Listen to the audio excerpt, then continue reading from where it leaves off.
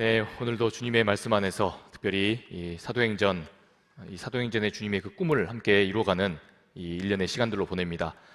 때로는 이 교회 상황에서 아주 행복하고 기쁜 일도 있고 또 위기와 또 갈등의 상황들도 있고, 그러나 하나님께서 어떻게, 특별히 우리 성령께서 어떻게 교회를 인도하시고 또 함께 하시는지를 우리가 지켜봅니다. 우리 교회 역시 이러한 사도행전의 꿈을 온전히 이루어나가는 그런 교회 될 수 있기를 주님의 이름으로 축복합니다. 기독교 변증가인 이 C.S. 루이스라는 분을 아마 아시는 청년들도 있을 겁니다.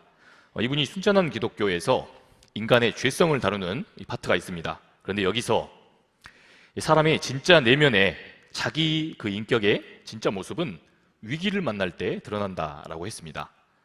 사람이 자기의 진짜 본 모습은 상황의 어떤 위기나 여러 가지 어려운 그런 관계적인 위기를 만나야 드러난다는 겁니다.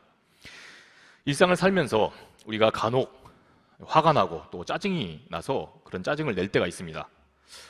그러다가 누군가에게 말이나 또 행동으로 실수를 할 때가 있지 않습니까? 그렇게 상처를 주는 일이 있는 거죠. 루이스에 따르면 사람들은 그럴 때 대부분 이렇게 흔히들 반응한다는 겁니다. 그때는 내가 아니었어. 그땐 이성을 잃어서 내가 제정신이 아니었나 봐. 너무 억울하고 자기가 화가 나서 그때 자기가 아니었다는 겁니다. 그러니까 평상시에 자기 모습이 아니었고 특별한 상황에 지금 소위 빡이 쳐서 그래서 진짜 모습이 아니었다는 겁니다. 자기는 원래 그렇지 않는데 지금 자기 마음을 어렵게 만드는 그 상황이 자기를 그렇게 만들었다는 겁니다. 그런데 이를 두고 루이스는 이렇게 말을 합니다. 그렇다면 언제의 모습이 진짜 자기 모습입니까? 어떤 모습이 자기의 진짜 모습이냐는 겁니다. 평상시 모습이 진짜 자기 모습입니까? 아니면 안 좋은 상황을 만나서 그렇게 이성을 잃고 막 가는 그런 행동을 하거나 말을 할 때 그때가 진짜 자기 모습입니까? 여러분, 그러니까 이거는 처음부터 질문 자체가 잘못된 겁니다. 이미 그 모든 모습이 다 누구 모습인 겁니까? 자기인 겁니다. 루이스는 그래서 평상시 상황이 아닌 그런 위기의 때, 화가 나고 때로 억울한 상황에 몰렸을 때 우리들의 가면을 걷어낸 진짜 그 사람의 모습이 나타난다, 그렇게 이야기를 했습니다. 여러분, 우리가 오늘 살펴볼 이 초대교회의 모습과 또 그런 문제 상황도 그랬습니다. 평상시에는, 그러니까 겉으로는 사랑이 아주 넘치고 완전한 것처럼 보이던 초대교회였는데 그 교회에도 아주 심각한 갈등의 상황들이 벌어졌다는 겁니다. 여러분, 이런 말이 있지 않습니까? 사람들이 모여 있는데 문제가 없는 곳이라면 그곳은 어디일 거라는 겁니까? 공동묘지. 사람이 많이 모였는데 문제가 없다면 거긴 무덤뿐이라는 겁니다. 그러니까 사람이 모인 곳에서는 예외가 없습니다. 그것도 언제 교회가 그런 상황을 마주했느냐? 교회가 부흥할 때였습니다. 교회가 처음부터 위태로웠을 때가 아니라 교회가 부흥했을 때 그런 상황을 만났다는 겁니다. 이미 우리가 살펴본 대로 아나니아와 삽비라 부부의 그 개인적인 사건도 그랬습니다.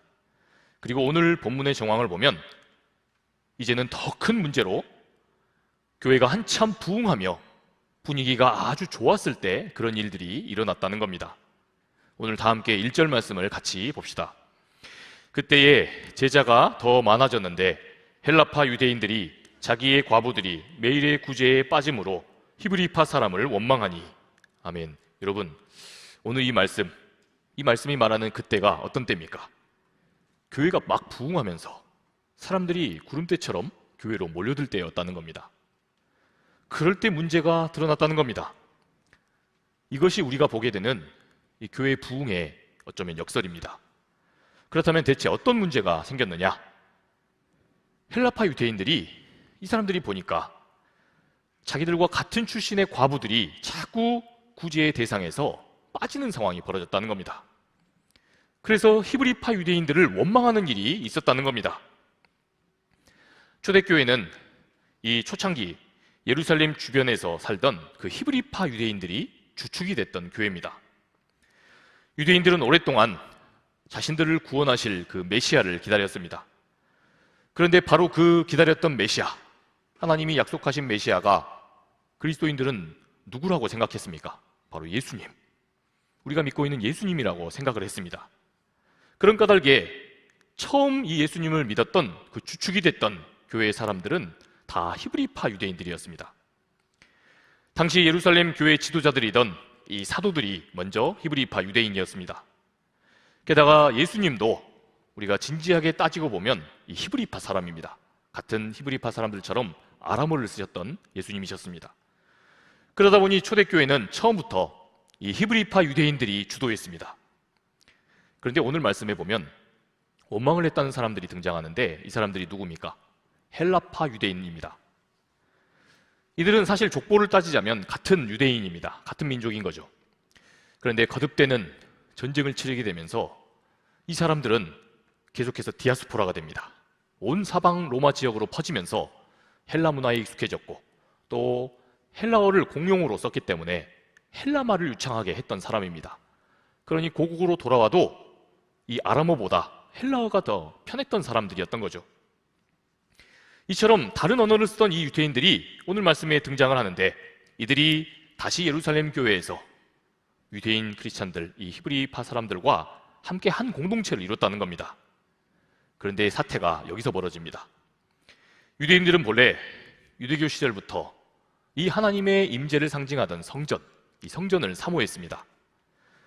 그러다 보니 형편상 자기가 세계 각지에 흩어져 살지만 마지막 그 인생의 말미에는 꼭 내가 예루살렘으로 돌아가야겠다. 그래서 마지막 때는 이 성전이 있는 그곳에서 내 인생의 마지막을 맞아야겠다.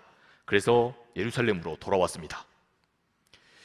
그래서 형편이 넉넉한 사람들이야 아마 주변에 뭐 집도 없고 또 넉넉하게 맛있는 거 사 먹으면서 그렇게 살았을 겁니다. 그러나 남편을 잃어서 과부가 된 사람, 그 당시에는 남성 중심의 사회였기 때문에 여성들이 과부가 되면 경제적으로도 가난해졌습니다.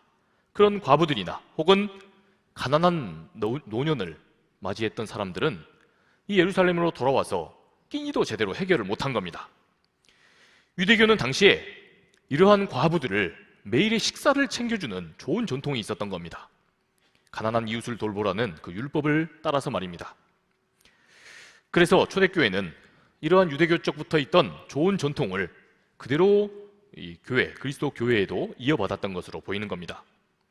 그런데 바로 이 과정에 문제가 생긴 겁니다. 앞서 보았듯이 예루살렘 교회는 이 히브리파 유대인들이 주도하고 있었습니다.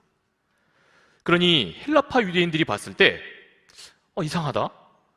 자기들처럼 멀리서 왔던 이 헬라파 유대인들은 자꾸 그 구제에서 그 대상에서도 빠지고 뭔가 소외된 듯한 그런 느낌을 받았다는 겁니다. 헬라파 유대인 과부들이 이 배급에서 홀대를 받고 있었다는 그런 느낌을 이 사람들이 받았다는 거죠. 1절은 이 원망하던 주체들을 헬라파 유대인들이라고 복수로 표현하고 있습니다. 여러분, 그러니까 이게 우발적인 일이 아니었다는 겁니다. 한두 사람이 그렇게 느낀 게 아니고 또한 하루 이틀 느낀 게 아닌 불만이 갑자기 터졌다는 겁니다. 더욱이 중간에 우리는 이런 생각을 할 수 있습니다. 누구라도 좀 가서 이런 상황들을 좀 사도들한테도 이야기하고 그렇게 항의도 했을 법합니다. 그런데 이들은 그런 자기들의 속마음을, 이 자기들 안에 들었던 속마음을 말도 못하고 그렇게 있다가 이 분노의 감정을 모두가 공유한 채 갑작스럽게 집단적인 큰 원망의 말과 그런 불평의 행동으로 표출을 했다는 겁니다. 아니 뭐지? 같은 교회에서 어떻게 우리 헬라파 사람들만 저렇게 차별을 한단 말인가? 아니 사도들도 그렇지 자기들처럼 같은 히브리파 사람이라고 이 히브리파 과부들의 식사만 저렇게 잘 챙겨줄 수가 있단 말인가? 처음에는 한두 번 그런 섭섭한 마음만 가졌다가 이것들이 쌓이고 쌓였다는 겁니다. 그리고 마침내 자기들과 비슷한 생각을 하던 이 헬라파 사람들과 그런 의견들을 공유하다가 마침내 원망의 말들과 분노의 행동들로, 집단 행동으로 그렇게 폭발하듯 터져 나왔다는 겁니다. 여러분, 우리는 이 대목에서 아주 중요한 영적인 교훈 하나를 얻게 됩니다. 여러분, 사람은 조금만 자기들과 비슷한, 자기 자신과 좀 비슷하다는 동질감을 느끼면요 쉽게 마음을 열고 또 친해집니다. 그렇게 하나가 될 수 있다는 겁니다. 많은 인간을 연구하고 또 역사나 인류를 연구하는 그런 전문가들은 말합니다. 우리 호모사피엔스가 이 세상을 지배하는 그런 강력한 동기와 또 힘이 뭐였냐면 바로 이러한 원동력이었다는 겁니다. 자기하고 뭔가 동질감을 느끼는 그런 존재들과 잘 소통하고 공동체를 이루는 힘, 이것이 바로 우리가 세상을 지배하도록 만들었다는 거죠. 여러분, 이것이 바로 우리가 공동체로서 귀속되고자 하는 그 성향, 그러한 성향의 유익함이라고 볼 수 있습니다. 여러분, 그런데 우리는 오늘 말씀에서 특이한 상황을 봅니다. 이처럼 우리를 이 세상에서 마치 주인이 되는 것처럼 그렇게 만들어준 그런 귀속력, 또 공동체성을 유지하는 그런 동질감, 이것들이 역으로 같은 교회를 섬기면서 갈등과 원망을 초래하게 된 그러한 계기가 되었다는 겁니다. 여러분, 오늘 이 말씀에서 일어나는 사건은요, 우리 교회에서도 자연스럽게 일어날 수 있는 상황인 겁니다. 주님 안에서 함께 섬기는 이들 가운데서도 그렇게 늘상 일어날 수 있는 문제라는 겁니다. 여러분, 우리도 어떻습니까? 크게는 우리가 이 상당의 큰 청년부 공동체 회원으로 우리가 있습니다. 그러나 동시에 우리는 임원들로, 또한 SD 워십, 또 예가원 성가대, 그리고 새가족팀, 또 안내팀, 영상팀, 그리고 또 선교팀과 중보기도 팀으로 함께 모여 있습니다. 그렇게 각기 또 다른 셀에 속해서 다른 팀들 속에 우리가 들어가 있는 겁니다. 그런데 그러다 보면 어떻습니까? 때로는 같은 팀원들끼리 많이 친하고, 그래서 팔이 때로 안으로 굽게 됩니다. 그래서 본의 아니게, 여기서 중요한 건요, 본의 아니게입니다. 때로 누군가를 굉장한 소외감이 들게 만들고 또 심리적인 박탈감이 들도록 만들 수가 있다는 겁니다. 우리가 전혀 의도하지 않았는데 말입니다. 여러분, 저도 과거에 청년부 시절에 그런 경험을 한 적이 있습니다. 저는 제 고향교회, 저희 아버님이 담임 목사님이셨기 때문에 담임 목회자 아들로 그렇게 초등학교 시절부터 지냈습니다. 그렇게 제 고향교회는 저의縄바리였습니다. 그리고 그게 청년부 시절까지 이어져 갔습니다. 철없던 시절에 아버지가 담임 목사님, 뭔가 좀 느낌이 오시죠? 어떤 저희 교회 누님이 저희 아버님한테 가가지고 제가 싸가지가 없다고 그렇게 항의를 했던 적이 있었습니다. 그 정도로 철이 없던 시절 저는 늘 이 담임 목사 자녀라는 게 저를 우쭐거리게 했던 겁니다. 그런데 여러분, 아시는 청년들 아시겠지만 저는 대학 시절부터 유학을 떠났습니다. 다른 데로 떠난 게 아니고 대학은 여수에서 한남대, 대전에 한남대로 유학을 갔고 또 신대원은 서울로 갔습니다. 그러니 여수에서는 굉장히 멀리 떨어져 있는 유학을 간 것이나 다름이 없었죠. 그렇게 여수를 떠나서 이 대전에서 다른 교회에서 신앙생활을 하다가 그렇게 몇 달간 타지에서 교회를 섬기다가 방학이 돼서 교회를 내려갔습니다. 고향으로 간 겁니다. 그런데 예배를 드리려고 갔는데 느낌이 좀 이상한 겁니다. 떠나기 전에는 그렇게 저를 환송해 주는 것 같던 이 교회 형님들과 누님들이 왠지 모르게 저를 좀 낯설어하고 저를 굉장히 소외시키고 있다, 제가 그렇게 느꼈습니다. 굉장히 나를 좀 이렇게 따돌리는 것 같다, 제가 그런 느낌을 받았다는 겁니다. 물론 아시겠지만 저는 성격이 굉장히 적극적이고 또 사람을 반기는 탓에 이런 느낌만 받다가 그게 아니로구나, 금방 알았습니다. 실상은 우리 교회 사람들이 나를 지금 소외시키는 게 아니구나, 금방 저는 깨달았습니다. 여러분, 그런데 그 교회 담임 목사 자녀도 그렇게 느끼는 거라면요, 우리 청년부에도 있을 겁니다. 우리는 전혀 의도하지 않았는데 우리 청년부 안에 새 가족이 들어오고 또한 타지에 있다가 우리 교회에 자연스럽게 와서 예배드리고자 온 청년들이 있다면 틀림없이 그럴 겁니다. 분명히 이런 느낌을 느끼는 지체가 있을 거라는 겁니다. 우리끼리는 우리 팀에서 또한 봉사하는 같은 집단에서 너무 교제하는 게 좋고 또 서로 마음이 좋아서 우리끼리 너무 행복하고 좋은데 그래서 우리는 여기가 좋사오니 하는데 바로 그것이 본의 아니게 누군가에게는 어떻다는 겁니까? 뭔가 크나큰 소외감을 느끼게 만들 수 있다는 겁니다. 주님 안에서 너무나 좋고 그런 팀 분위기가, 그래서 행복한 우리 팀의 그 분위기, 그 단합된 분위기 때문에 누군가는 그 안에 들지를 못해서 소외감을 느끼고 마음의 어려움을 느껴서 교회를 떠나고자 하는 마음을 느낄 수가 있다는 겁니다. 사랑하는 여러분, 여러분들과 또한 여러분들의 그 팀은 어떻습니까? 혹시 우리가 교제하고 있는 팀과 우리들의 셀 모임이 혹시 그러한 분위기의 모임은 아니냐는 겁니다. 우리가 영적인 민감함으로 그러한 것들을 잘 살피지 못하게 되면요, 우리 때문에 누군가가 크나큰 시험이 들어서 그것 때문에 예수 믿기를 포기할 수도 있게 될 거라는 겁니다. 여러분, 우리가 이 점을 아주 깊이 살피고 또한 헤아려야 합니다. 여러분, 우리 예수님이요, 이런 말씀을 하셨습니다.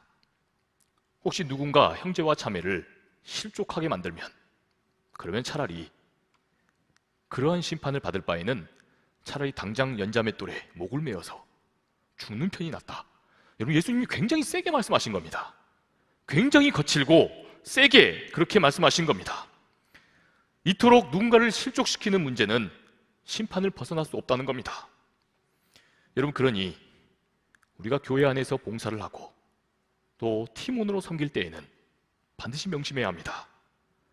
이것들을 깊이 살피지 않으면요, 우리도 심판을 피할 수 없을 거라는 겁니다.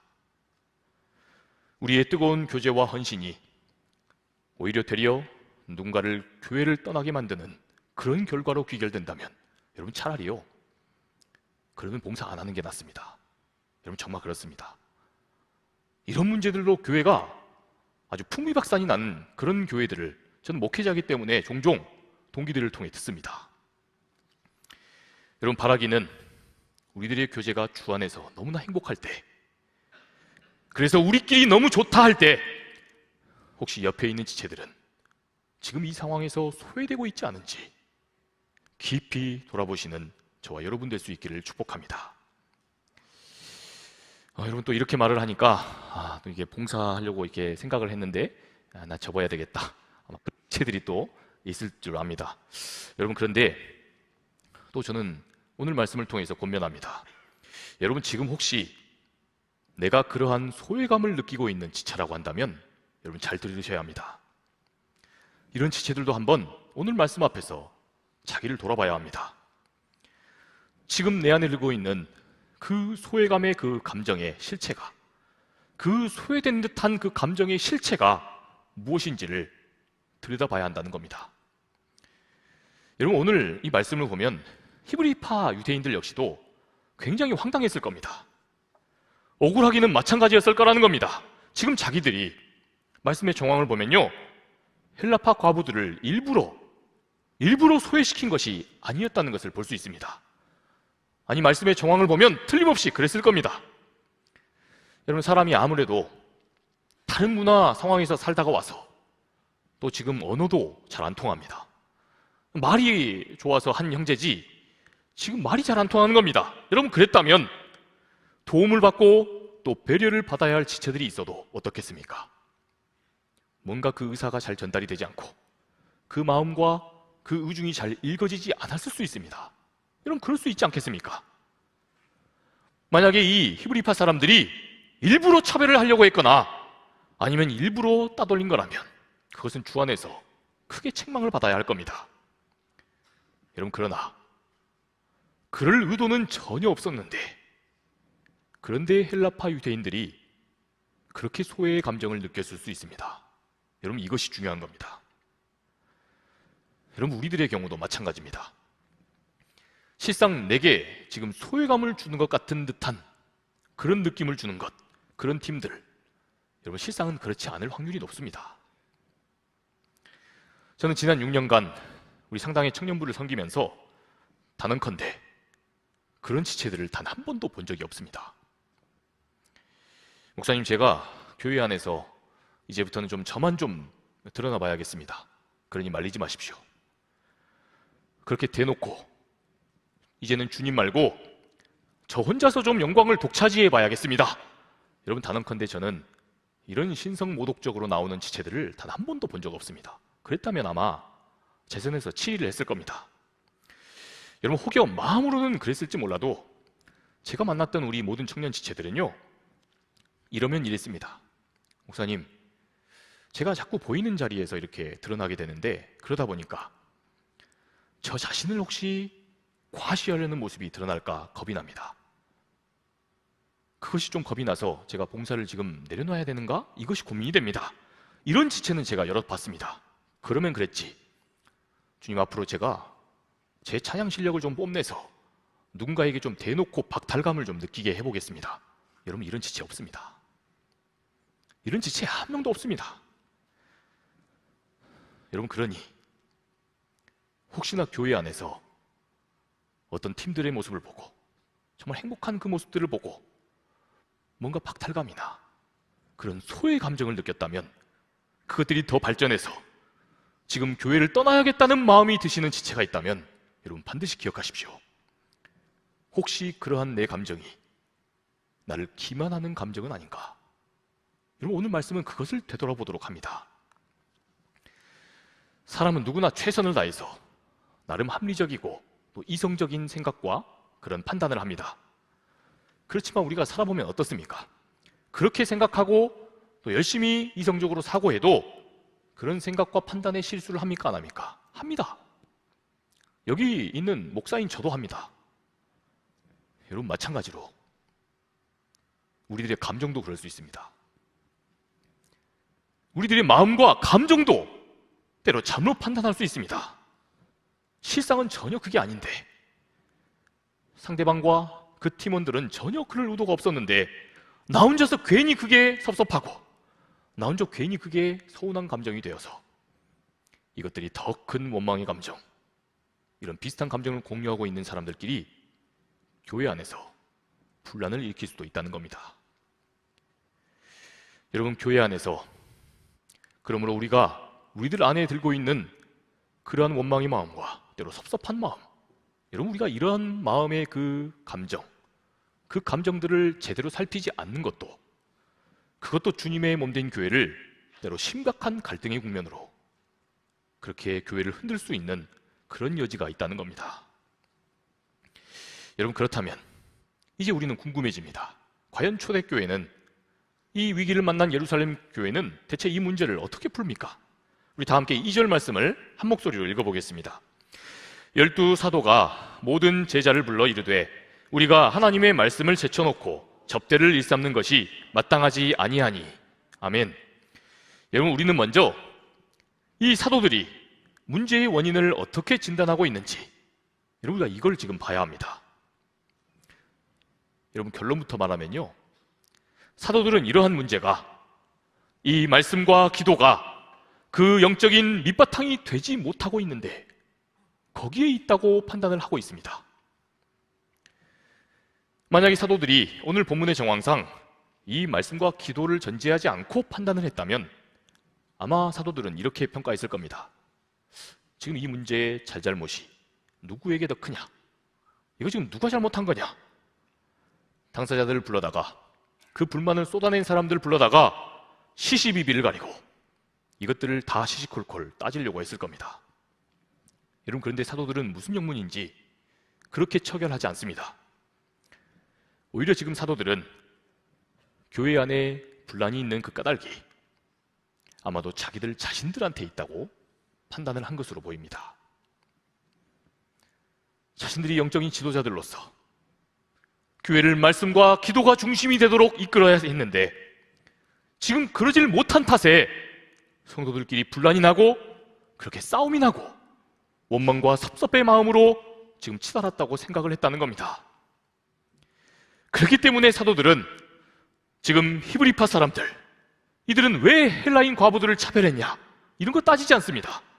또한 너희 헬라파 유대인들은 그래도 그렇지 그걸 또 왜 그렇게까지 감정에 담아둬서 이렇게 집단적 원망으로 교회에 분란을 일으키냐? 여러분, 사도들은 이렇게 따져 묻지 않습니다. 그렇게 책임을 누군가에게 전가하거나 또 추궁하지 않습니다. 사도들은 오히려 이 모든 문제가 어디에 있다고 보는 겁니까? 지금 자신들이 이 말씀과 기도로 성도들을 제대로 이끌지 못한 그런 탓에 있다.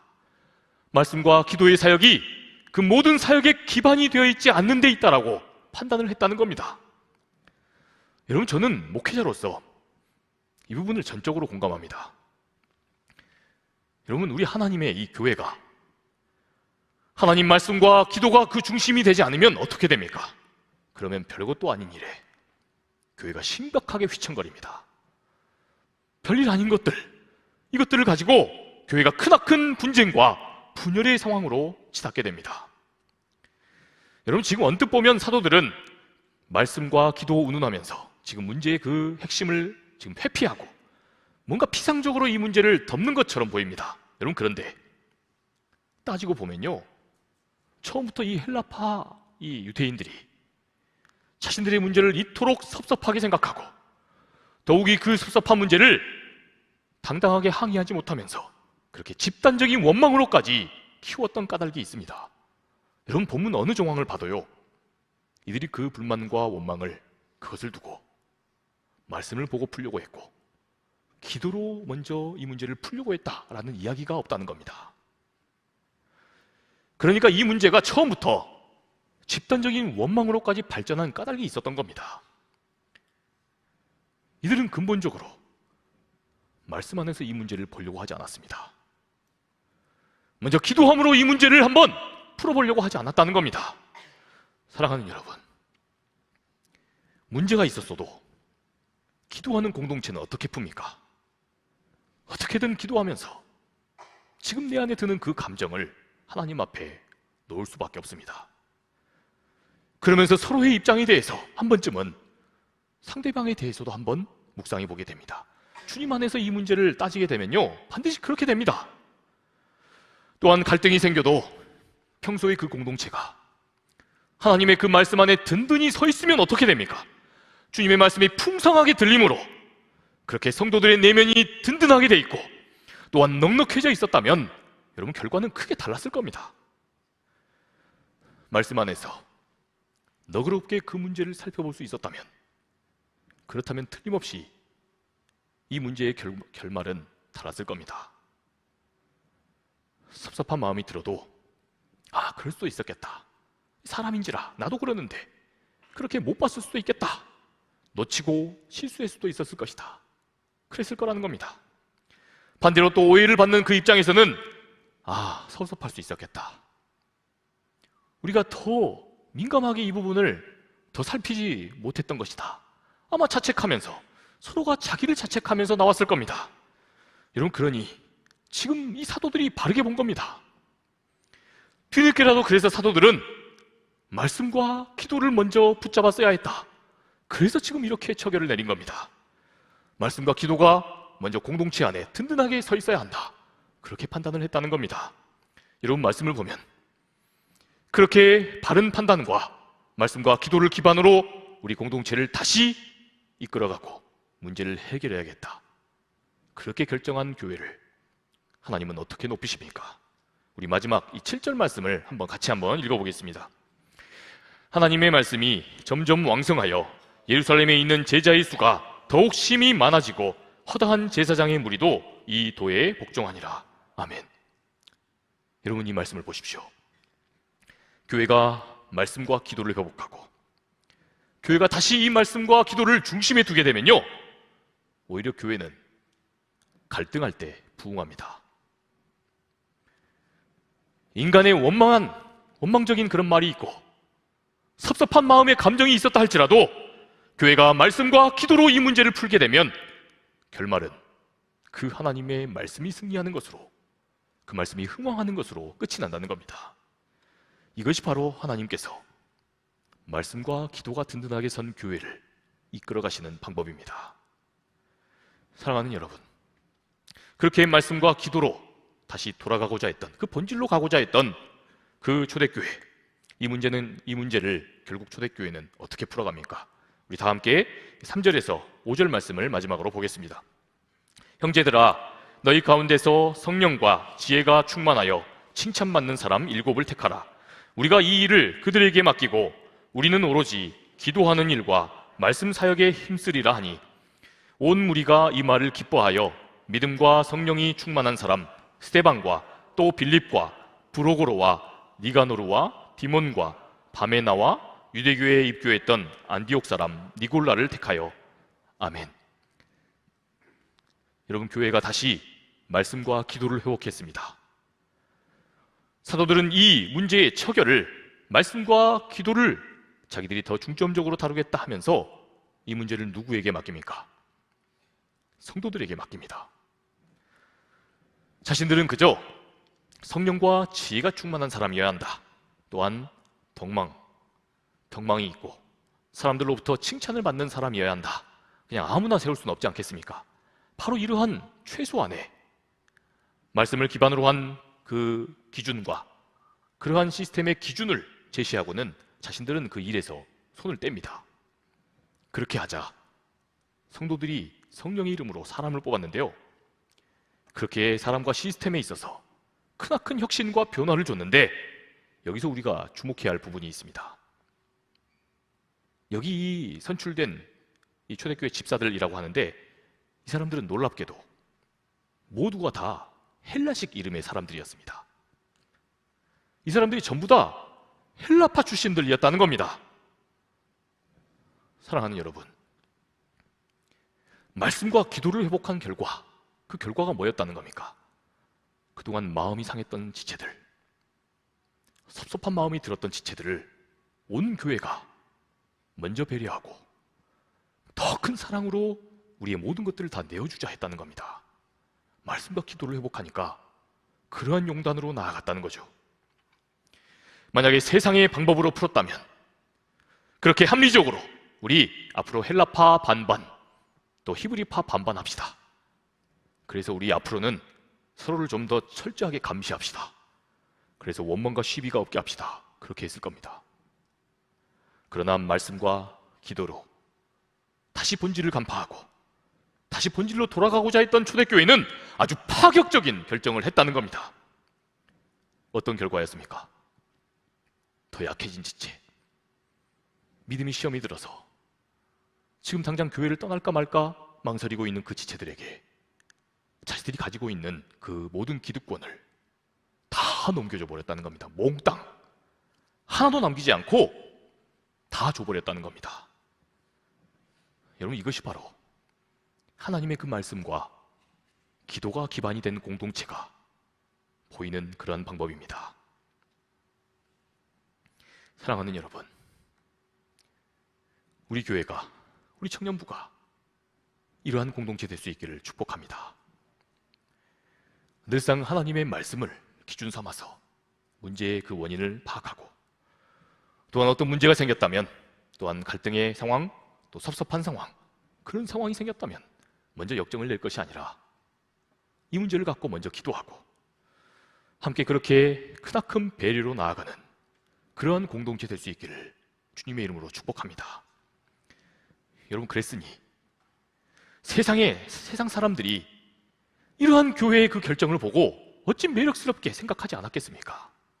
교회가 결정하는 것이 이토록 파격적이고 이토록 약한 지체를 살뜰히 배려하는데 어찌 험악한 세상, 온통 경쟁과 괄시와 또 원래 아싸니까 그렇지 세상은 그렇지 않습니까?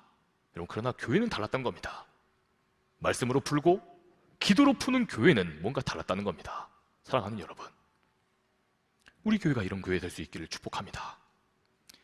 그래서 이 위대한 하나님의 말씀이 우리 안에서 날마다 능력을 일으켜내고, 그래서 우리를 통해 세상에 많은 상처받은 이들이 다시 교회로 돌아와서 주님의 사랑을 경험하는 그런 날마다 기쁨이 넘치는 우리 상당의 청년부 될 수 있기를 주님의 이름으로 축복합니다.